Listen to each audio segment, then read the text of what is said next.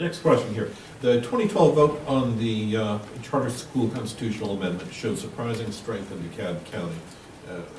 Obviously, you all have a number of prominent charter schools. The state now has the power to establish such schools with or without local approval, but in the first year, it's been very stingy about exercising that power. This is an open-ended question, but where is the charter school movement headed, and what is the state's proper role? I think it's your turn. Is it me? Yep. It's me. Listen, I'm not going to concede that just because the charter school amendment that was on the ballot passed means that the charter school movement and the privatization of our schools is popular here. We all know that how things get worded on the ballot, is woefully misleading. What we saw was people voted against their failing schools.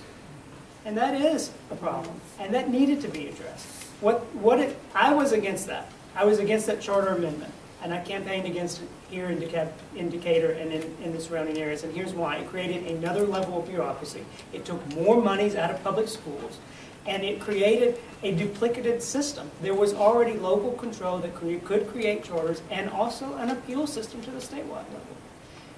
The future of charters, though, is they're here. They're here.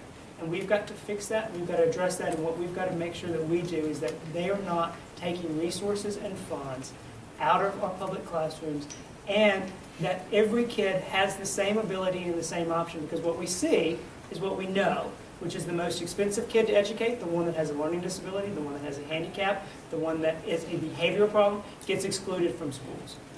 Thank you. Ms. Parent. My philosophy is that the first thing you need to do is support your core, which is now, and I believe always will be, our public school system. You know, we've got 87% of Georgia's kids that are going to be educated in the public schools. So that's why I've been saying, you know, priority number one is end the furlough days, make sure we've got every kid in school 180 days, and then let's, you know, talk about universal pre-K after that. I do think charters have a role, and here's the important role I think they play. I think they're excellent laboratories, particularly when they're teacher supported, for trying things that you can't yet scale up in the rest of the system. And I think it's critical because we know that none of us are satisfied with where all of our public schools are. So we have to be innovating and trying new things. Having those as a laboratory where we can find new things that work, and we've already been able to do that in some schools, and then scaling it back up to benefit the whole and improve the core, that's my position. That's where I stand. Mr. Williams, 30 seconds. Thank you.